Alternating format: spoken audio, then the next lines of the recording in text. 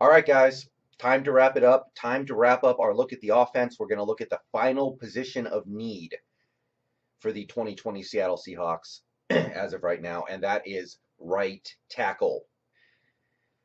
Looking at the right tackle position can sometimes be a little finicky because you don't know who's a left tackle, who can move to right tackle. Sometimes there are going to be left tackles who can't transition to right tackle. Sometimes you're going to have right tackles who want to move to left tackle. Sometimes there's a transition period where they have to adjust. It's hard to know. Unless you're really, really doing your homework, it can be kind of hard to know who are the guys who are naturally inclined to play on the right side versus the left side. Now, the good news is the Seattle Seahawks, they need a right tackle right now, but they might need a left tackle next year. So whoever we get, as long as we get a promising, intriguing, solid tackle, he'll have a place on this team this year or next year. Because I truly don't believe Dwayne Brown's going to be around past this season. So anyway, all right, right tackle, we're going to try to look at it from the lens of we're trying to fill that specific position. But in the back of our heads, we have to keep in mind we have to think about the left tackle position. We are a year, at most 2 years away from having to replace our left tackle. All right, so currently we have two right tackles, neither of whom are under contract. We have Germain Ifedi. Everybody knows what I think about this guy. I think everybody pretty much agrees. Nobody really thinks this guy is any good. The unfortunate reality is most of the NFL, or at least enough of the NFL, is going to think this guy at least has potential. Because he was a first-round pick. He clearly has talent. He was doing something right at some point, but it hasn't really manifested itself as a Seahawk. I'm ready to move on. I feel like this team is going to move on as well. I'm not 100% sure of it, but I feel like the price tag is going to be too much because the fact of the matter is Germain Ifedi is probably due to come into a 3-year, $45 million contract or so. 3 years, $45 million, because that's what DJ Humphries got, and DJ Humphries is no better than Germain Ifedi. So he might get 50 mil. We'll see, but he could get 50 million. That's the price tag for keeping him around. So I'm not into giving Germain Ifedi that kind of money. So he is going to be 26 next year, so he's still young. He can get better. Maybe it was a Tom Cable thing that was holding him back. Maybe Solari is starting to turn him around because he has played better the last 2 years. I don't think that he's played better by enough to bring him back for this kind of money, but he has looked better. So, you know, somebody out there is going to value him very highly, and I don't really want it to be us. The other guy is George Fant, and it took me a while to really believe this. It took me a while to accept this, but somebody's going to give this guy a lot of money, and I don't think we can keep up. I don't think we can afford to keep Fant. Mostly because I don't think he's a very good right tackle. I think he's better at left tackle. And a lot of Seahawks fans out there I've seen express that same sentiment. So if we keep him at the kind of contract that he's going to demand, which is probably about $9 million a year, we're going to be paying him that much money for the first year to play right tackle and not be that good. And then hopefully in 2021, he gets to move over to left tackle, and maybe he'll be pretty good there. But for all we know, Dwayne Brown's going to be fine, and we're going to keep him in 2021. You know, it's a lot of money to risk on a guy who you might not even get good mileage out of. So I feel like George Fant's going to go somewhere and sign about I wrote down 4 years, 36 million. But it could be like 5 years, 50 million for all I know. Tackles who are competent are expensive. So I think Fant's going to be somewhere else next year, unfortunately. It's tragic, but he deserves a chance to start. And somebody's going to pay him starter money, and I just don't want that to be us. I have not seen any signs of him being a good right tackle. I think maybe he can be a average one, but that a good left tackle is not what we need at the moment. So he's going to be 28 next year, still reasonably young. If I'm completely off base on his numbers, maybe there's a way we can bring him back to be a swing tackle and maybe give him a chance to start at right tackle, but I don't think it's going to happen. All right, so that's what we have right now. I don't see either of those guys back next year, which is why this is kind of a big deal. So we can fill the hole in free agency, which is my favorite. This is kind of what I want to do. But we're going to start there. So the first guy on my free agent list is probably my favorite, Brian Bulaga from the Packers, longtime Packer, very good player, one of the best right tackles in the league. He is 31 next year, so he's getting up there in years, but it's not crippling, it's not prohibitive. He can clearly still play football. He's got a couple good years left. And because he's older, we're not going to have to break the bank. I think his market is probably going to be around 3 years and 30 million. So 10 mil a year for 3 years. You can probably cut him after 2, no problem. It's solid, you know. That's probably my favorite. That's what I would like to do going in free agency. I'll go ahead and spoil the end of the video for you a little bit. If not Bulaga, because he's going to be in demand, this is a very reasonable price for a solid right tackle. I'm sure a lot of teams are going to want to give him that kind of money as well. We have 3 guys here, and all 3 of these guys are kind of the same thing. I have Marcus Gilbert, Daryl Williams, and Mike Remmers. They are all 1-year Band-Aids while we figure out what we do for the long term, right? Marcus Gilbert was a decent player on the Steelers for many years. Last year they traded him to Arizona, and he was okay. He's 32 next year, so he's getting older. He probably doesn't have much left. I said 1 year, $5 million. But, you know, it could be a little more, could be a little less. But he doesn't really have too much left. If we bring him in, it's just that 1 year, please be okay for 16 games kind of thing. And, yeah. The next guy, Daryl Williams, he was a Panther for a few years. He was a pretty solid starter on their offensive line. They're moving on from him this offseason, it looks like. I don't think he's been good enough to demand any kind of long-term money. Obviously, the Panthers' offensive line, you know, they've been the catalyst behind a dominant, dynamic rushing attack. But I don't feel like Daryl Williams has done really enough to justify a long-term deal. I think he's another guy who will get a 1-year prove-it deal. I said $7 million because he's a little younger, and I think he's going to try to parlay whatever he does this year into his next contract. He's going to be 28 next year, so still reasonably young. And the last guy in this group is Mike Remmers. This is like dragging the bottom of the barrel. This is something I don't really want anything to do with, but he has to be listed.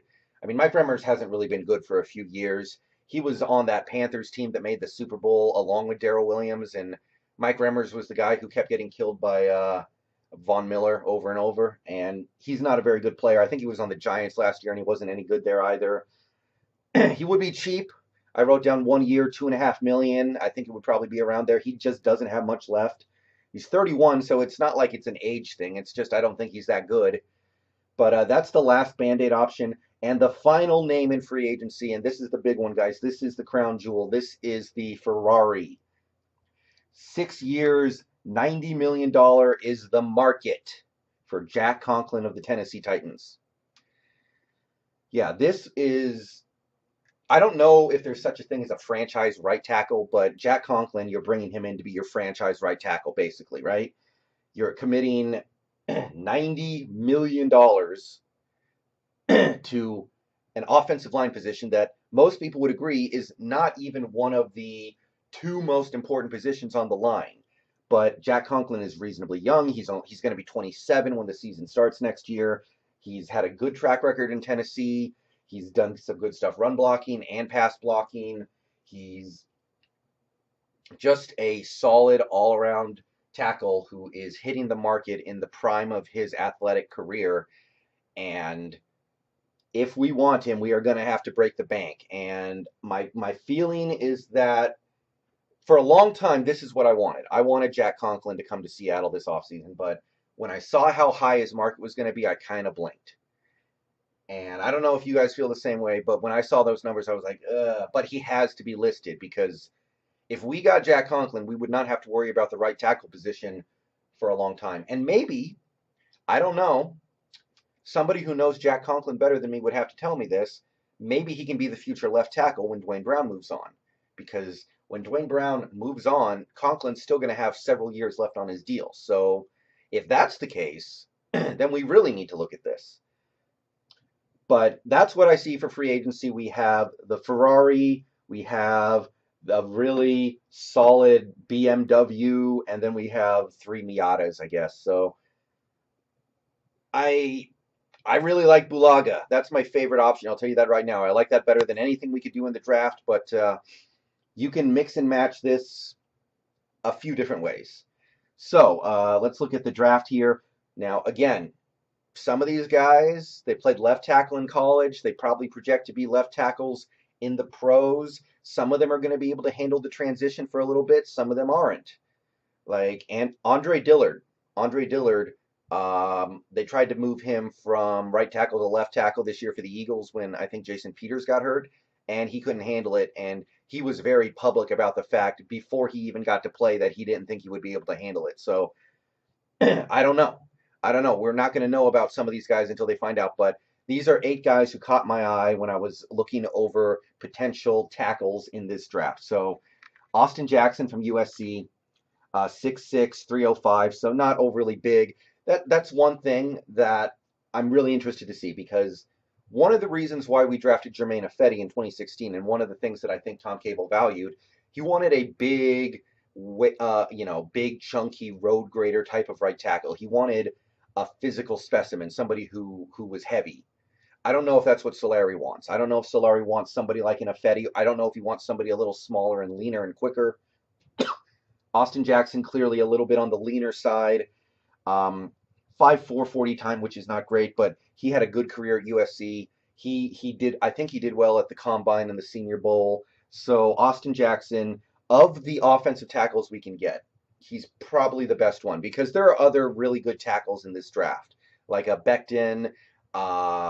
There's a couple of guys as well who I think are going to go in the top 20, so we're not going to really have a chance at them. But of the tackles we could get, I think Austin Jackson probably grades the best. We could get him in the first round or the bottom of the second round potentially, just because there are a lot of tackles who are going to go in the first round and push Jackson down a bit. Next name is Trey Adams, UW. We know this guy pretty well.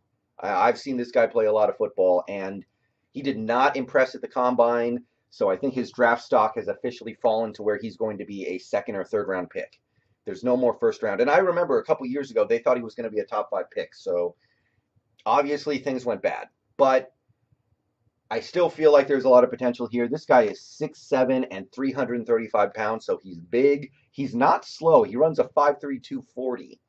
So you're not necessarily giving up any speed when it comes to Trey Adams. Again, we could get him in the second round or the third round. This might be biased. This might be just because I look at how big he is, and I'm like, oh, there's so much potential there. I still like him, but something had to go wrong for him to fall this far in the draft, right? I mean, he was projected to be like a top 5 pick not that long ago, I feel like, unless I fever dreamed that or something. So something's up. Josh Jones, Houston, 6'5", 311 pounds, 5.25 40 times, so he's pretty quick on his feet. He's another guy you can get in the second or third round. Matt Pert from Connecticut, 6'6", 310, another quick guy, 5.24, another same range of the draft. I kind of view these guys, Adams, Jones, and Pert, I don't know if they would be able to start from day one. Because if you're a right tackle, your work is cut out for you. You're going to be playing the best pass rusher on the opposing team most of the time. You're going to be playing against the Khalil Macks a lot. You're going to be playing against the Von Millers a lot. You're going to be playing in our division. If the Rams somehow kept Dante Fowler Jr., you might have to stop him. If the 49ers keep Eric Armstead, you're going to have to block him. It's tough to play right tackle in the NFL because even though left tackles tend to get all the credit and all the attention, the right tackle usually has to block the best pass rusher. So my gut tells me that these guys I'm listing right now are not going to be ready to start day one, or if they do start day one, we're not necessarily going to like the results. But Terrence Steele from Texas Tech University, 6'6", 312 pounds, 5.340. He should know how to pass block, right? I mean, he plays for Texas Tech. Although I'm a little wary of offensive linemen who played in the spread, because when you play in the spread, sometimes you don't have to block. Sometimes you just stand there, right? That was a problem for offensive lines for years in the draft. They kept trying to find good offensive linemen in college, and all the top college teams are playing the spread. And in the spread, offensive linemen don't block because the pass is out so quick they don't have to. But yeah, Terrence Steele, we could get him in the second, third, maybe fourth round. And next up, we have another UW guy, Jared Hilbers. This guy's smaller, a good deal smaller than Trey Adams. And he's a natural right tackle. We know that, right? We know he played on the right side of the line, so maybe he would fit in a little better there. 6'7", 305, so he's a little slim. 5.6 40 time, which to me is kind of troubling. But, you know, it's a 40 time. I don't want to use it as an end-all, be-all. And he's a guy you could get anywhere from the third to the fifth round. So I feel like that has to at least be considered because, again, a lot of these guys played left tackle in college, and here we have a guy who's considered a decent prospect who actually is a native right tackle. Next up, Alex Taylor from South Carolina, 6'8", tallest guy here, 308 pounds, so he's pretty darn lean, and a 5.340 time. Third, fourth, maybe fifth round. Same deal as Jared Hilbers. And the final name on my list was Ezra Cleveland from Boise State, 6'6", 310 pounds, 5.140. So he's quick. He's really quick. But he's a guy fourth, fifth, or sixth round. Pretty low in the draft. There are a lot of better tackles in the draft than this. Don't get me wrong. And if the Seahawks wanted to trade up, we might have something. We could maybe go get Becton. That's a name that's come up in my streams a lot lately. A lot of people want us to go get Becton. But I don't think we're going to trade up. I don't think those guys are going to be available. There's the, I think Andrew Thomas from Georgia is another big OT prospect in this draft. I don't think he's going to be on the table either for us. So my preference would be you let Ifedi go, you let Fant go. They're going to cost too much money for what they are. My favorite, what I want to do this offseason would be sign Brian Bulaga for 3 years, $30 million, maybe a little more if you have to do it. And then I would, in the fourth round, draft somebody like Terrence Steele. I think he's probably my number one in this plan. Hilbers would be interesting too, but I like Steele the best. Get him in the fourth round, and then you can groom him for maybe to replace either guy. Because, you know, if we got Bulaga, he wouldn't be here any longer than 3 years. And obviously, Dwayne Brown's getting older, so Steele would become the guy you're grooming to take over one of the tackle positions. If we don't get Bulaga, then I think my second choice, my second route would be, once again, let Ifedi go, let Fant go, same reason. And then I would go get Darrell Williams, hope to get him for that 1 year prove-it deal. If you have to give him 2 years, I honestly would be okay with that too, I think. I don't hate that. And then I would draft somebody like Trey Adams. And then you have somebody who can start for a year, and then you have a year to figure out what's going on with Trey Adams. And you can find out, can he play right tackle? Can he play left tackle? Should he replace Dwayne Brown? Should he replace Darrell Williams? Is he going to be ready to start later this year? Is he going to be ready to start next year? I don't think he's going to be ready to start right now, but we have time and we have a little bit of clearance to figure that out. We don't have to panic about, oh my God, we have to have this rookie starting week 1 or else we're screwed. So those are my two favorite plans. I really want Bulaga to be a Seahawk. I'll say that. That would be something that gets me excited at the right tackle position. But there are other options here. We can bring in Austin Jackson in the first or second round potentially as well. I don't want to rule that out. To me, Austin Jackson is probably going to be ready to start week 1. So that's big, right? But yeah, what do you guys think? How do you guys feel? Do you guys want to spend a high pick on a right tackle? Do you think some of these guys probably can't play right tackle? Do you think some of these guys are just destined to play on the left side? Do you want to bring back Ifedi or Fant? All right, I'm out. I'm going to stream in a little bit here, so after you watch this video, you can come watch me play Spyro, but go Hawks and peace out.